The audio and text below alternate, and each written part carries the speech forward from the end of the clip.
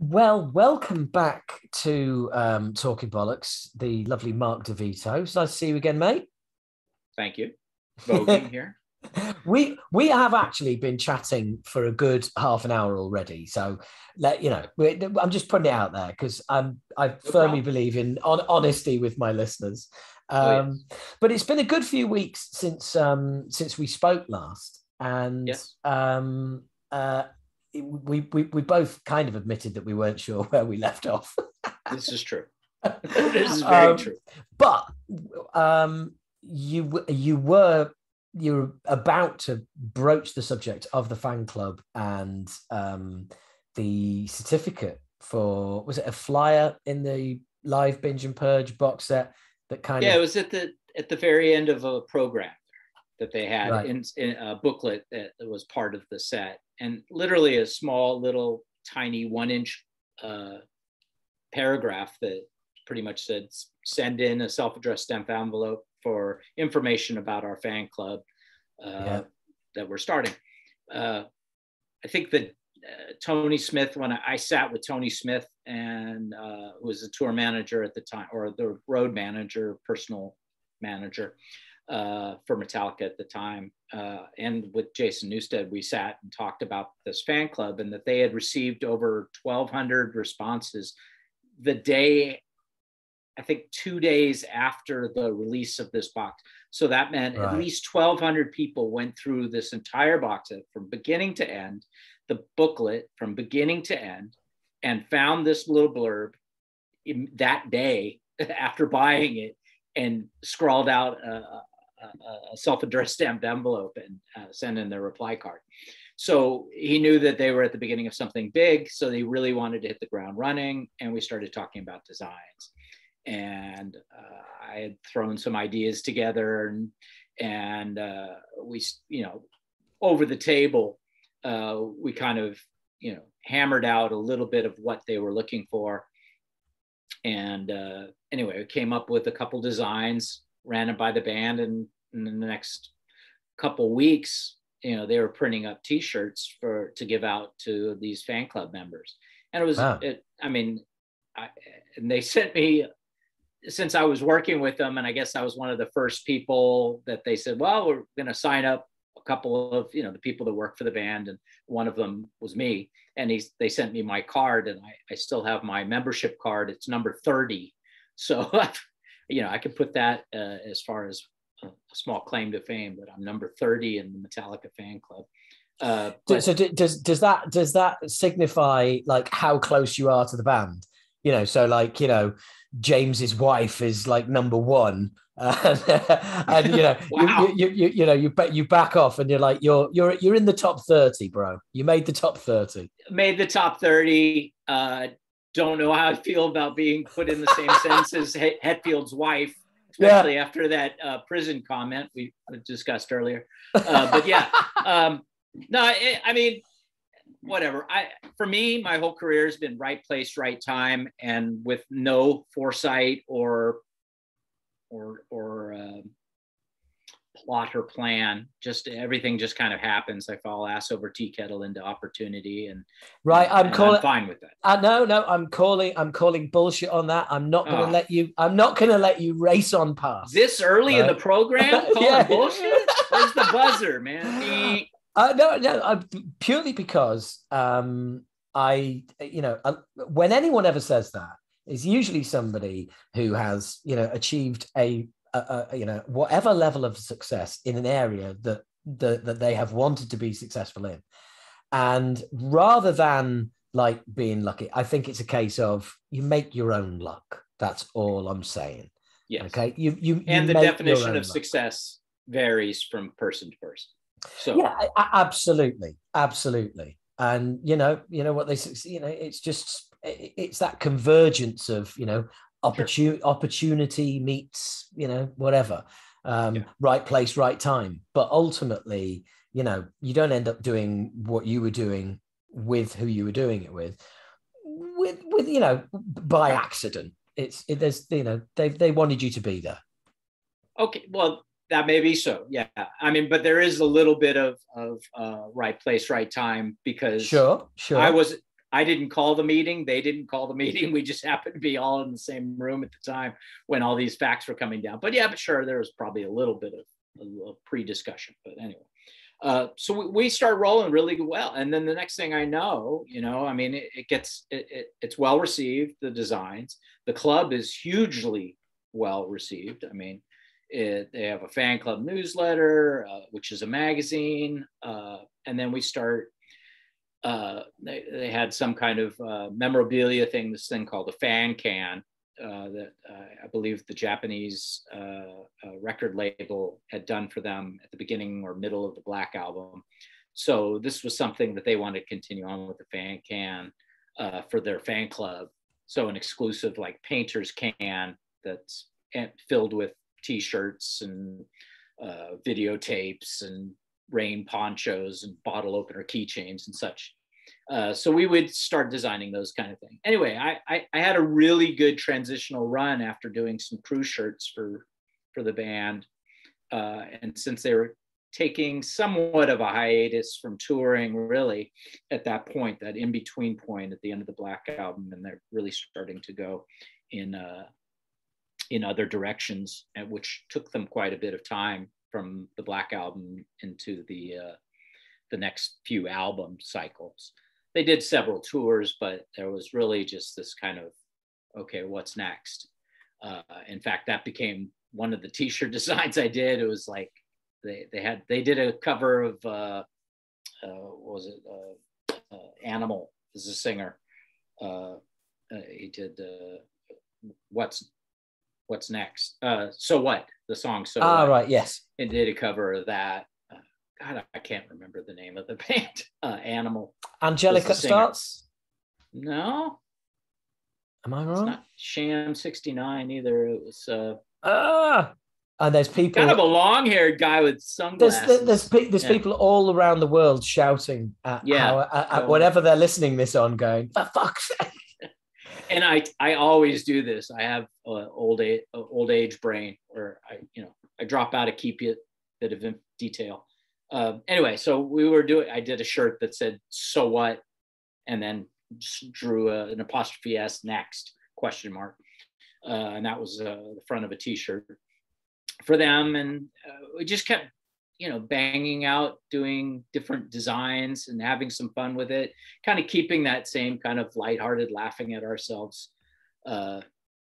perspective as far as the artwork that I was able to do for them. And I don't know where I was going with this, but and then I got invited to the load sessions, and I would go over to the studio mostly for at the end, the wrap parties, after they had gotten everything pretty much in the can, and they'd play it back for the press, and I'd filter in and sit there and talk with them and try to get some perspective on anything that they might be interested in doing as graphically for the next couple cycles. And that's really when I got to know Jason, I think, pretty much the best. The band was getting larger, and it was getting harder and harder to get conversation direct with who. Lars was my main point of contact throughout the years for working for those guys. And at that point, he was getting busier and busier with press. And obviously this band is turning into this large machine that was just chugging along that people have talked about. And I felt as a fan, but also somebody that was kind of being employed here and there to do some designs, I felt the space increasing between the access that I enjoyed with the band, to be able to get the ideas and the designs that I was coming up with. It was becoming harder and harder. And, I took it personally, and that was the wrong thing to do. And I've since grown and matured a little bit from there. But there were times that, I had a penchant for drinking, and Lars was never one to mince words. So there would be after show parties where after a couple bottles of Jägermeister and a bunch of Sapporos, I find myself standing on a folding chair, pointing at my ass, telling them, please stop fucking me over. And to be escorted out of a backstage party for being too inebriated by the drummer of Metallica, I can credit myself for that embarrassment, but I'll wear it as a small badge of honor, maybe. Dude, I feel for you, because I just kind of visualized that and yeah, well, and fair play to you for for coming out and sharing that with oh sure. Well, my wife reminds me that was one of our first dates, as I took her to Metallica and proceeded to get completely obliterated drunk, have it out with Lars in a very public forum. Anyway, so she drove home that night, which was that saved me. But yeah, I mean, from there it was kind of, I'm a fan, but I started getting ticked off, and not understanding this ever evolving, growing, demanding world that these guys were part of. And I'm so far in the periphery watching as a satellite, kind of going, can I land? I want to come aboard for a little bit. What you were feeling is what those of us who got into the band on Kill 'Em All and Ride the Lightning, and then all of a sudden they do a video, and then they're huge, and all of us are feeling exactly how you felt there, which is, hang on, this is my band. Why does everybody else know about them all of a sudden? Yeah, I mean, there was that. I loved it because it was, there were more and more people coming, but and it wasn't necessarily the fans were getting, the fan base was increasing. That I in all honesty, I saw them on the Kill 'Em All tour, and granted, I was late to that game in perspective, in relation to the guys and people that I grew up with that saw them the minute they came from LA. Maybe a couple of them even went down to LA and saw them in those early, so I was 2 years late to the game, so to speak. And even so, the more the merrier, to pile them on board. That I didn't really have. You're sharing something with other people. You want them to be respectful and all that. But then to see, like, maybe my impression was they're trying to grab everybody by not necessarily widening the scope of their repertoire, but maybe just kind of like, we're a rock band, we're not a metal band. Wait a minute, this where we originally, every kid in the audience was as well dressed, or maybe even a little slightly better dressed than the guys on stage playing the music. They were us, we were them, that kind of feeling. Suddenly, they're getting a little higher on the stage and a little bit more press and well, there's a famous UK documentary on metal in general, where Lars refuses to say thrash metal. Oh yeah, it's like he kind of dances around it, and it's like, so I know what, because that sprung to mind as soon as you were talking, when you were talking about that. I was like, that's where I kind of got that feeling, kind of like, whoa, hey, come on, dude, don't forget your roots. Yes, exactly. You opened the door for every single thrash metal band there is. Don't go saying you're not thrash metal now. Okay? Yeah, don't turn your back and discount it either. Yeah. I mean, in a way, it almost felt like, that was, I think there was when the Black Album came out, they wanted to do away with what they called, I guess, your typical, the graphics on the album cover, that that was stereotypical metal, and that we were breaking away from that. And it was like, and we understand graphics aren't so important to what's inside the music, but the pictures you painted with that music pretty much reflect the album covers. And then instead you went black. Instead, they went full on Spinal Tap. They went full Spinal Tap, to the extent that in one of their own home videos, you have Spinal Tap ridiculing Metallica about their album cover. And that has got to be the greatest 180 in history. That really has. Yeah, absolutely. Yeah. That, I mean, and maybe that almost, I mean, that's the precursor to some kind of monster, which I felt, you know, in all honesty, is like, remember, look back at yourself. If you take yourself too seriously, you're going to crash and burn. Yeah. And to take, you know, maybe take some pokes at yourself every once in a while, just to, you know, come back down to earth with the rest of us, because, you know. Yeah. Anyway. And famously as well, don't believe the hype. Don't believe everything that you hear, you know. Right. As it's a great phrase, and I can't remember the first time I heard it, but you know, probably Public Enemy. We all get up in the morning. We all put, you know, you'll put your pants, your trousers on one leg at a time. Exactly. Doesn't matter if you're multi-platinum, number one around the globe. No one's going to put your fucking trousers on for you. You know. So, yeah. Even if they are red leather with fringe. You couldn't pay somebody enough money to do that. So, yeah. So, I mean, So literally, the Black Album is literally, sorry to cut across you there. No, please. The Black Album is literally, graphically, that is kind of like the end of the line, isn't it? Because it's just kind of like, well, I've got nothing for you here, guys. Nothing. Right. You want all black, then, you know, go ahead. Anyone can do that. Absolutely. Yeah. And and I admired it in the idea that it was like, okay, well, just when you think you can put us in a box, fuck you, we're going the other direction. You know, I liked that, but did that translate universally? I think a lot of people got left somewhat, you know, not. Yeah.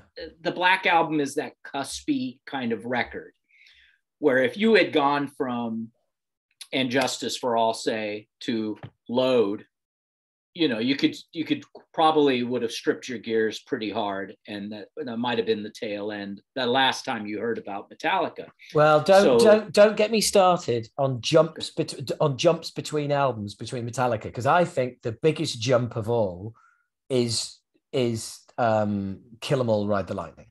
Oh yeah, and that's probably because of Cliff. Yeah, and that, but that's, I mean, that is night and fucking day. That first album is fast. James is shrieking. It's a lot of Motorhead influence. You can hear all the influences, possibly for the last time, because they still haven't fully realized their sound yet. Then you get Ride the Lightning, production wise, songwriting. Everything is like a new band. Absolutely. And with the same components of, you went from a Mark Whitaker, who produced Kill 'Em All, right? Mark Whitaker was a local guy, brilliant, had a beat on that kind of punkier edge of what was being played at the time. I'm not going to classify it. It's thrash, but you know, it had that punkier edge. He was a brilliant producer for that sound. To go to Fleming, but also that Cliff was working off of pre-arranged material that was all written by Lars and James. Yeah. And Ride the Lightning is more of like, it should have, you know, I'm sure his orchestration, his music theory based knowledge pushed, you know, the Hetfield, Ulrich, Lennon, McCartney into a new stratosphere, which is and it is a huge jump, but it's a jump in the progression. Whereas I see, you know, almost like they were on that trajectory, everyone saw that trajectory, and the natural progressions or the jumps were a lot more easy to handle, going from garage thrash to produced orchestrated thrash to getting up. to go to, you know, low. I shouldn't do that. I shouldn't go down. But in a different you know, country I know what you songs mean. on load and things like that. Yeah. So those kind of jumps, that's what I was talking about. Yeah, absolutely. Killing all the right. But also we're dodging about all over the place. That's entirely no, it's entirely my fault. Reel me in.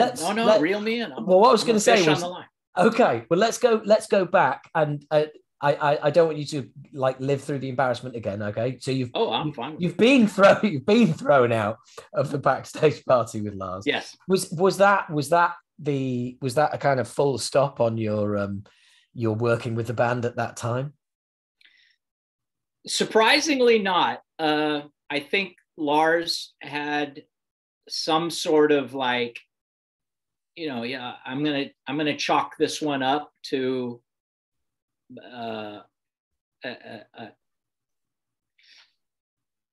and this is totally just from my very distant perspective. I think he was forgiving on those things, because I think also, you know, in a grander scale, they were dealing with structures and parameters that no one told them would happen. You know, from like, I'm going to hire my buddy to be my roadie because we grew up together. Yeah. To like, you're going to be interviewing, you know, lighting designers and things like that. I mean, things that, yeah, I think I was watching some interview and they were talking about that, you know, is the older you get, you are that same person of the age that you were when you were 12 and 16. Yeah, you just bring those along. And I think for a lot of my life too, I felt like maybe my needle got stuck around, you know, 14, 15 years old. I'm impulsive like a kid. And I think it helps me, but it also gets me in a little bit of trouble. And I think Lars I can identify with that. Yeah, and I think at that time, yeah, I think hopefully most of us can. But Lars, I think, was very patient with me on that level, because he saw that. I mean, I always tried to be as respectful as possible. You know, I knew the crew guys work harder than anybody. So I always wanted to design crew shirts, because I wanted to give stuff back to the crew. The crew guys were the, you know, I'm not going to make something that every kid's going to wear on, you know, and be that was Pusshead's job. My job was, I want to stoke out the crew guys. And if, you know, people like it and it's in tune with the band, then that's a good thing. Anyway, so I think he saw that I was trying to find my way in this new web that he was, you know, driving with the management and everything like that. And I think that the machine was getting big to the point where he was starting to see me, as I'm sure a bunch of other people, trying to keep up with the demand, trying to keep up with, you know, these professional parameters that you're supposed to jump through. Not like it was a taskmaster thing, but things got serious, you know.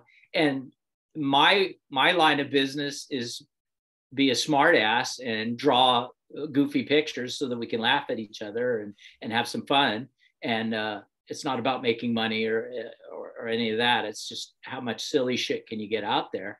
And I think that's where the rubber kind of hit the road for me, because I was working for now a serious organization. We needed to get, you know,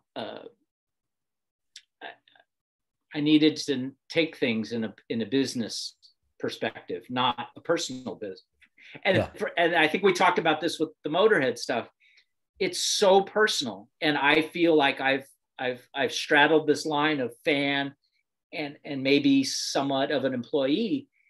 And how do you maintain not only what you feel is the right design for the right reasons for the fan in me, but also to appeal to a business.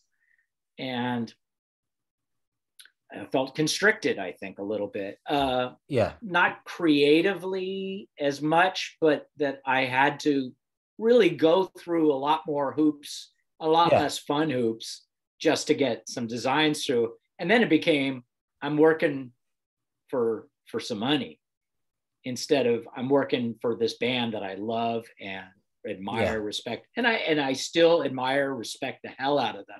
It was just that, and I think that came out in my drunken voice that night on that chair, was I was blaming them personally for me having to go through these hoops that they had said that somehow were involved in setting up. Yeah. They had no idea what anything was going on as far as being paid or any of that stuff. I'm sure. I mean, and it's so far removed. And from getting phone calls from Lars, hey, why don't you come out to the show, show me some designs, we'll sit, we'll drink, we'll have some fun, and we'll come up with some shirt designs too. Our manager will call you and their assistant will get in touch, and that, you know, and so the waters were getting very diluted, and I took it personally, and I was kind of being a little shit about it. And it's, you know, all right, so what? I'm 15 years old. What do I know? But of course, trapped in a 27-year-old body. So around the time of Load, you're still kind of like, you know, you're still there. So when did you finally kind of think, right, I'm kind of like, you know, I'm not needed, as it were? And this is, again, it's funny because you said that was not only not the last time that I worked for Metallica or something, that instance broke the chain. I was afforded yet again another opportunity to do exactly the same thing in a different setting. So in my personal life, my wife has been battling some medical conditions for quite a long time, and and I moved down to Santa Cruz to be with her to help her recoup. Not to take a sidestep, but it precurses what I'm going to say about the situation that happened. So I was down in this town called Santa Cruz, helping her recoup. We had no money. You know, I'm working in a little job in this little art store, making $5 an hour.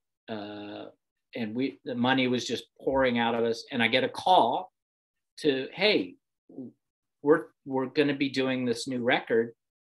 Lars thought it might be interesting to see what your take is on our logo. Right.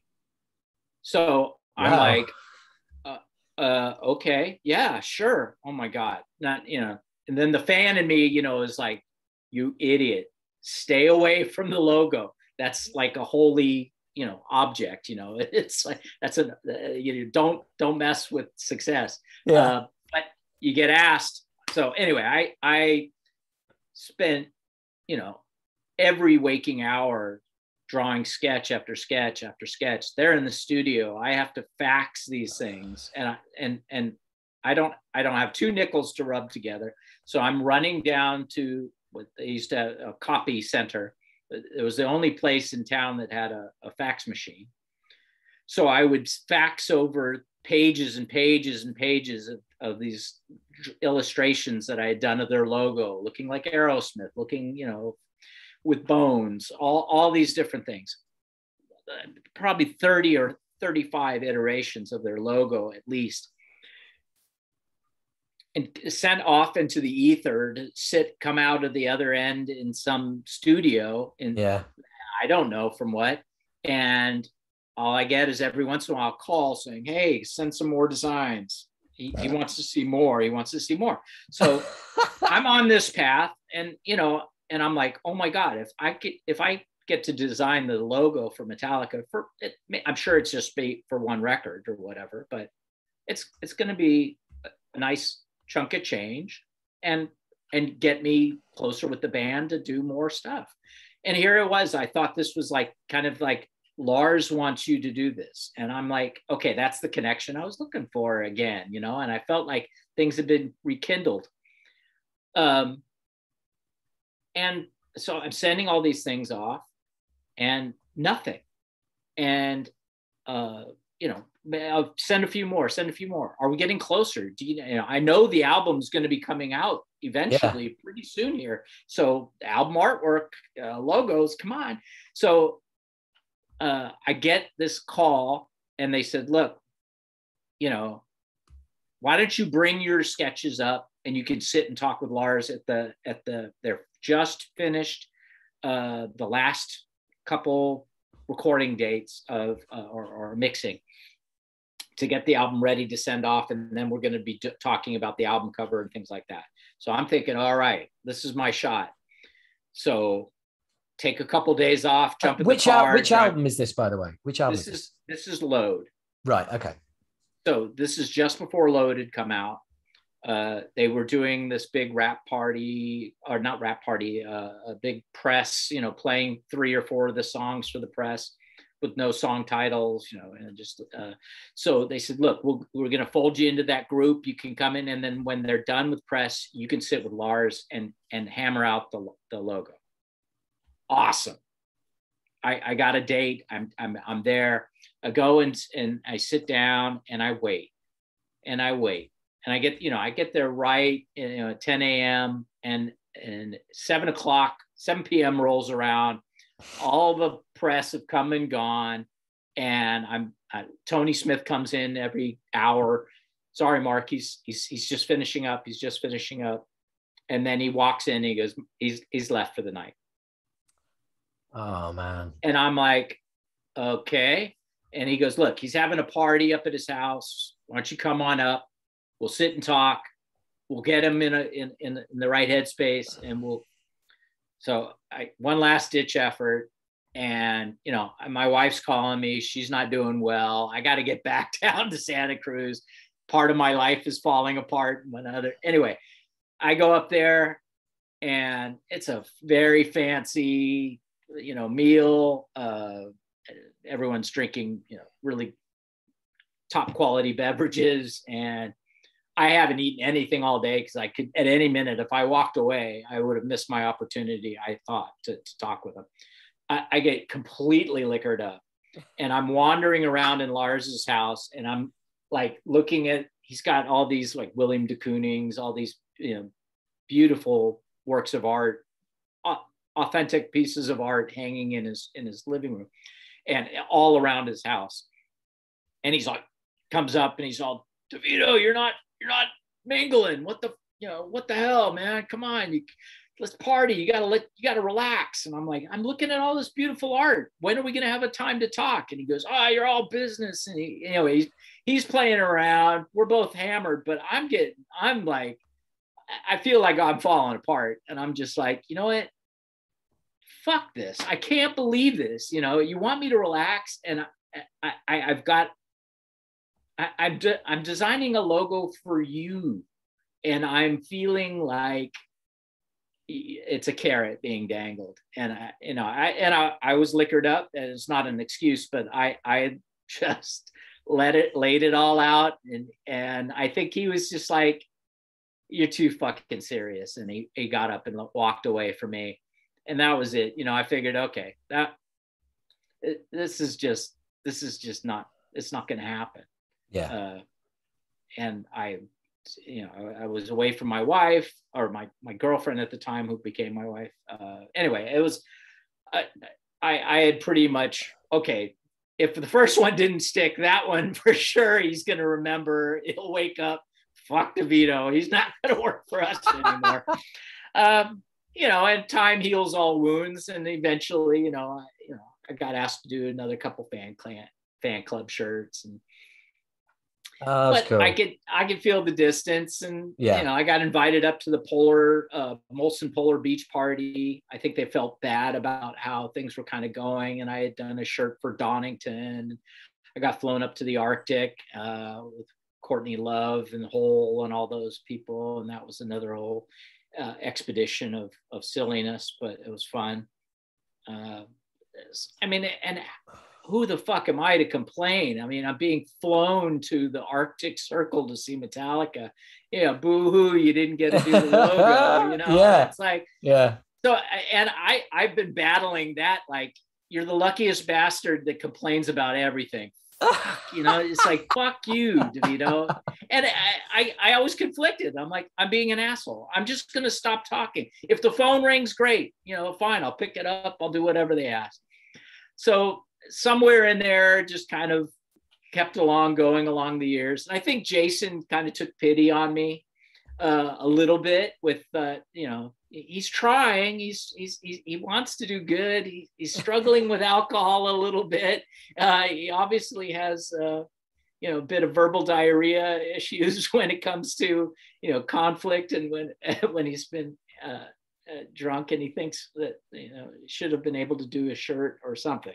Anyway, everything kind of devolved slowly but surely. It just over time, I was getting called less and less, and then something happened that I probably took the wrong way, and I had a conversation with management. I'm not going to go into detail, but it was pretty much me saying, yeah, I'm not going I don't want to do stuff for you if this is how it's going to be. And it was more of me just kind of like licking my own wounds. Like, you're going to be able to say something sober for once to somebody that's going to really say, well, I'm sober now when I'm listening to you. So when you say this, it is over. That. Yeah. Click, and it was like, okay, done. And so a couple years go back, and again, I mean, these guys probably forget more, during a cup of coffee in the morning than I do. It takes 5-6 years. My wife is also my therapist, pretty much. I toss and turn and just, what the fuck was I thinking? Or I'd go over my head. And all the while, I'm still trying to become, remain a fan and all that. And it just became, I mean, for lack of a better term, it became painful. It was painful to go to these shows. It was painful not to be able to be invited backstage anymore. And I was like, yeah, well, but that's not what it was all about. But for me, that was a big part of being able to go back and talk with Lars and maybe do some more. I mean, it felt that was my connection. Yeah. That was my connection. And my connection, like physical connection to this entity, was severed, and mostly by my hand, but a little bit by theirs. And that's just, it took years for me to go, that's just all there was. That's all there is to it. And there's nothing you can do about it. So move on. And lucky for me, I found a Motorhead. Now, they adopted this redheaded stepchild and got him on board. And to come full circle, you found Motorhead, which is awesome, and obviously doing the Motorcast is how we met. And to come full circle, you were saying just before we started recording that you've been doing a little bit of work with Metallica again.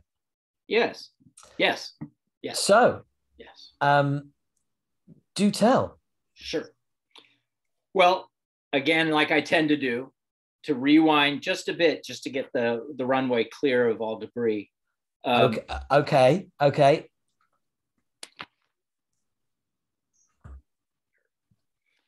So during this time, like I said, the load, reload, and all that, I had started forging a little bit more of a connection with Jason Newsted. And since his departure from Metallica, I saw some of the earlier concerts. He had asked me to listen to Echo Brain. I was messing around with their logo a little bit. He had done a project with these two young kids who played blues guitar. And anyway, I would go see them. And I kept up my friendship / working relationship with him. If he needed a little graphic here and there, I'd help him out. I'd lay out some stuff for Papa Wheelie. And over the years, during those years of when he was out of the band, I had pretty much maybe had done 1-2 couple things right up until my brilliant conversation with the management, where I've severed ties. And even then, I would get different calls from different managers to do, like I did a couple stage scrims for some tours, Right. and the likes. And, you know, I did a poster here or there, maybe one or two, just random things, no interaction with the band whatsoever. Just here's some money, do this, done. But my relationship with Jason continued, and I would go over to his house and you know, we'd talk about projects, and we were talking a little bit about this Newstead project. So I had done done some work for him doing the album packaging, the logos. I designed some the t-shirts with him to get these things done. And really his my relationship with Jason kind of flourished, even though Metallica had kind of diminished and dropped off the map. At least for personal, it was over. Yeah. As far as that. So I had continued along with Jason, and then, like we talked about Motorhead, and it was always in the back of my head. You know, we Jason and I we went to a show. We talk about, you know, some of the mental acrobatics one has to do to stay on top of this, you know, Metallica machine, to kind of, you know, what's the psychology of it? How does one recuperate from life with Metallica? And so we kind of were talking to each other, and it's like, oh, okay, you know, these are these little tools to kind of help you get through, you know, how to navigate when you don't have a person you can talk to on the other line. You don't want to listen to what's going on in your head, but you got to somehow meld your assumptions with what your gut instinct is, and then come up with a solution that works for you. Anyway, so fast forward to pretty much today, was like, you know, Jason has been pulled in to do the 30th anniversary of the Black Album, and that's pretty much where his and my friendship started, you know, at that point. And like I said, we've been working together. So all these things are coming back into our periphery, as far as like, he would reminisce about the Black Album, and then I started reminiscing about some of the you know, experiences that I had from my perspective of being invited to these things. And I just got this overwhelming sense of like, it's 30 years, Mark, get over yourself and just reach out, you know, just, hey. And I literally sat down at the computer, and I had not, the last time I talked to this manager at their management was 15 years ago, where I pretty much was like, you know, it was mutual departure of ways. And I just put an email together. I said, look, it's the 30th anniversary, the 40th anniversary for the band. You know, are there any roads leading back to Metallica? I got to email you at least once every 10 years. Sorry for this late one. And send it off and into the ether, expecting nothing. And about a week later, I get an email back. Mark, sorry, must have missed this one. Meaning to get back to you. Yeah, love to work with you. Send some stuff.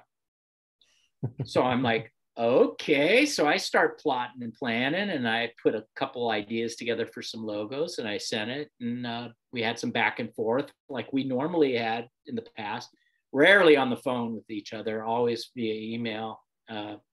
Before, earlier on, it was some phone calls, but yeah, we picked up pretty much where we left off. And I know the tempo I had remembered without taking it personally, that, you know, it takes a while to get back to you. And there are a lot of people involved, and you're just one small part, Mark. Wait your turn. And anyway. you're right at the end of one of those chains of people, aren't you? It's exactly. Like you hand it in, it's going to go all the way along that chain, then it's going to go all the way back down that chain. So it's exactly. Yeah. So, but now I know the playing field, and it's ingrained as far as like, all right, let's put this to test. How much have you grown, DeVito? Where are you at? How long is it going to take for somebody to set you off? Well, I'm 5 years sober, so it ain't going to be me standing on a folding chair anytime soon. My knees won't hold out, sober or otherwise. So anyway, and sure as anything, everything kind of fed into place. And I wound up designing a logo, taking their old logo and messing with it, and got a 40th logo. And then he's like, "What do you got for merchandise?" So I hang on. So are you saying, I think I heard this right, are you saying that you designed the 40th anniversary Metallica logo? I designed a logo that will be used for the 40th anniversary, as far as I'm told. I mean, right. I haven't seen anything in print yet.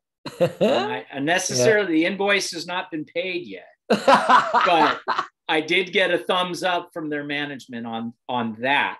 The merchandise I did get approved. I designed, I drew, I don't want to blow the secret or surprise, but I drew a 40th anniversary. It's going to be sold at the 17th and 19th shows in December. Okay, cool. And you're gonna send me a shirt. And you're a medium, right? I am a large. No, I'm medium. I'm medium. Thank you. Okay, yeah, we're mediums. So yeah, I'm gonna go pick up my yes. Awesome. Okay. So they're gonna, and it wasn't only, I thought it was just gonna be a t-shirt. They're gonna do a hoodie, a long sleeve, and a t-shirt. Yeah. Wow. So I'm pretty stoked on that. I so want to ask you about the business on that. Can I be rude? And by the way, if you can't answer, you can't answer. That's fine. When it's a merch design, is it a design and they pay an invoice for the design and that's it? Or are you in a position to say, "Oh, can I have like 1/5 of 0.5%?" I mean, in the world of contracts, yes, you could. I've never been a royalty person, and for this reason alone, a very wise entrepreneur that I know that design merch told me, unless you're Pusshead, that where you are talking about, hundreds of thousands of dollars, where you can afford to pay a lawyer to look at their books every, and chase down, quantities. Right. I mean, you spend so much time. You know what? It's like, number one, I'm not in this to change my lifestyle. I'm very happy where I'm at. I can make a little money doing what I love doing, and I don't need for more of that, so to speak. So, I mean, I had a baby clothing company. I started back when my son was born, called Metal Babies. There were people knocking off my stuff right and left. This as someone that owns and runs a band. Yeah. Are you going to chase some guy with $1,000 lawyer for some bootlegs that he made $100 off of? Yeah. But also, I see where you're going with the unless you're Pusshead. There's the other side of it as well, which is, do you know what, dude? As much as your design might be really cool, people are buying it because it's a fucking Metallica shirt.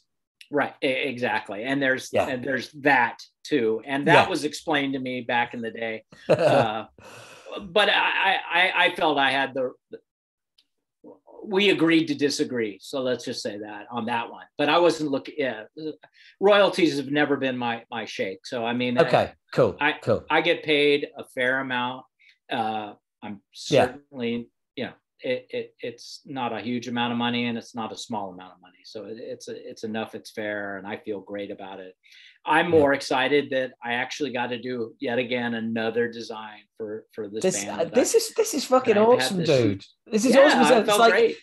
40th anniversary. We're all still here. Yeah, we're all still breathing, with the exception of Cliff, obviously. But to make it all that way with the band, I think it's really cool. A, that you reached out, and B, that they were like, someone in the Metallica organization has gone, yeah, this makes more than fucking sense. Yeah. Let's get DeVito to do the 40th anniversary logo. That's kind of like, that's bringing it all back round. It's just, Well, I mean, I doubt anybody shouted out that phrase. But you cannot prove, which is nice. Yeah, but you cannot prove that did not happen. It's just true. It's just your ego preventing you from allowing you to even consider that as a possibility, which is lovely. I admire that. But that is cool, man. That is so. I can almost guarantee the phrase. Oh God, he's emailing again. Must have been uttered, whether it was followed by of course we got to get him, but anyway, so it makes, and so Jason and I had talked about the experiences that he had on stage during all that stuff. I had expressed my recollections of being in the snake pit and being treated to these shows and seeing a lot of this stuff and being around and that those experiences. So it kind of tied everything together. It was like full circle kind of. Yeah. It's like, if that's the last thing I ever do for this band, if I could go out on a high note instead of on a high chair, then I feel like I've done okay for myself. Nicely done, sir. Nicely done. I could check that off my bucket list. It's like make up for whatever disagreements that happened in the past. So those feelings that you're having, those and I don't say this in a demeaning way, but those warm and fuzzy feelings that you're having, being kind of involved in the camp again, I guess that's like times 50 for Jason as well, being kind of like almost like being brought back into the fold and going, dude, you do the unboxing video, you do it, that's so exactly cool. Exactly. And that's funny too, because like we're talking about egos, I could never put myself anywhere near in the same categories, but the perspective, once you get to a certain age and you find yourself on the phone with somebody Jason is a genuinely decent person. Yeah. And I was lucky enough to be able to have a conversation with him about that. I said, do you realize how many fans absolutely went ape shit over how thoughtfully you went through that box? You opened this box not as like, I'm going to be making X amount of royalties off of this release. It was like, I was there. This was cool. And the fans recognized that. He reached the fans throughout all that stuff. And I just, and to be able to be on the phone with him and be able to talk to him about that, say, you do know that, right? And he goes, oh yeah, I heard people like that. I was like, it was a little bigger than that, but okay. You stay you, I stay me, we good. It felt really full circle. And I think, and I don't want to put words in his mouth, but I would assume it was a special moment for him to be able to do that by the way he handled that unboxing and listening to the interviews that he's done and hopefully coming to a theater near you. He's definitely expressing this like, no one can take that away. Whatever's happened since or before means nothing. This was marked in time. This was one of the biggest selling records of all, I got one of the fucking plaques on my wall they sent me. Wow. From that, which that was another mind blower. After that album, they'd done their 3-year run. They sent me this plaque. And I'm just like I said, I'm a 15-year-old trapped in the body of a 27-year-old. But to have that shipped onto a doorstep, and it's like, what the fuck? It says Metallica on it. What? And I'm, that's a mind blower. Yeah. And the thing is as well is that as far as Jason goes, there is nothing but love and respect for that dude throughout the metal community. The way he handled leaving the band. B, how he comes across in Some Kind of Monster. Yep. He is never he's never spoken ill of the band. He's always been positive. Then going out and doing his Newstead thing, almost like, from like the ground up again. And his stint in Voivod, and on all of these, absolutely, all of these things, people,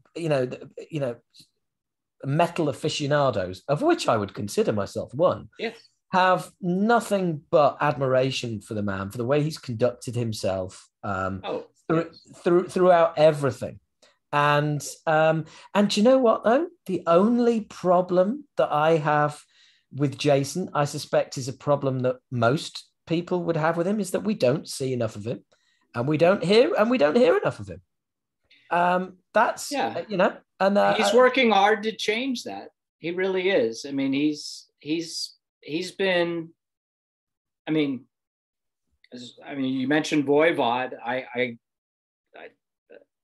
went to the studio and I painted some Voivod graphics on his bass cab, and then he went on the Ozfest tour doing double duty, and I got to hang out with him a little bit at that when I was doing Metal Babies. But he's still doing music. He does it he's very local centric, and he's very involved where he's at in Florida right now with a lot of benefit work for the local art community and schools, as well as up in New York. He's doing that now. He's making music every day. He's recording, he's playing, he's got friends and co-musicians all over the place. Like I keep telling him, I said, your next album is going to be a box set, and it's going to be cross genre. It's going to make everybody nuts, but you got to put stuff. He's got plans. He's got plans for all of it.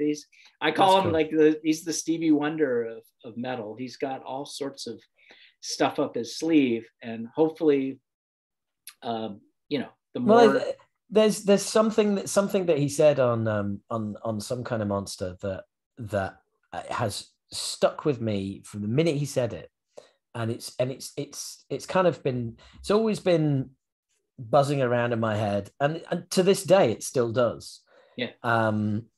Which is when he basically says, look, if there's no Metallica and those guys all want to hang with their family, that's fine. I get that, but music is my family. This is what I do. And so if I can't do this, then I can't exist. Right. So, and I, as a 51-year-old man who is single, has never been married, and never had children, my children are the band, are the podcast, and is doing stand-up. It's doing my spoken word shows. They're my children. They're what I will leave behind. I'm not going to be leaving, I'm not going to be leaving any kids behind, but I'm going to be leaving my inverted commas art. Absolutely. And so I completely understand that perspective. And he's true to form. He is working on music all the time, and it's different music some days, and some days it's the stuff that certain people just, that whole Newstead era. I'll let him do the speaking for it, but there's more out there. Awesome. And I'm hoping one day, but awesome. Right time with him, he is master and commander of how he puts stuff out, and he's very cautious and careful, and I'm sure he'll go into detail on that too, which is brilliant. And I'm really so well, look, Mark, that is it, and I'm giving up the ghost here, sorry. Well, no, Mark, I was going to say, look, that that is a great place to finish up. I mean, I can't thank you enough for those of you listening and watching. I mean, we're coming up on, not far off, and coming up to probably about 2 hours. But well, if there's one thing we can do, it's talk, which is just as well, because this is a fucking podcast. Exactly. The extended dance mix version. Yeah. But I can't thank you enough. And to the fact that we've, like, through all of our chats, we've talked about, you painting Legacy's backdrop and it's sticking to your mum's floor. And then we finish with you designing a shirt and a logo to be used for Metallica's 40th anniversary. It's a beautiful thing. It's a beautiful thing. And thank you for taking the time to get all these stories out, for people that haven't heard this stuff, and just giving us a window into those early days, and and working with a huge act like Metallica, and being so honest and so open, and telling lots of stories that don't necessarily leave you in a good light. That's I've been really ugly cool. my whole life. Less light is better, But hey, I thank you for the opportunity, and I always enjoy our conversations, and I think Metallica said, honesty is my only excuse. So I mean, what a beautiful, corny but beautiful, very corny note to finish on. Thank you very much, Mark. Thank you so much. Thank you. Take care.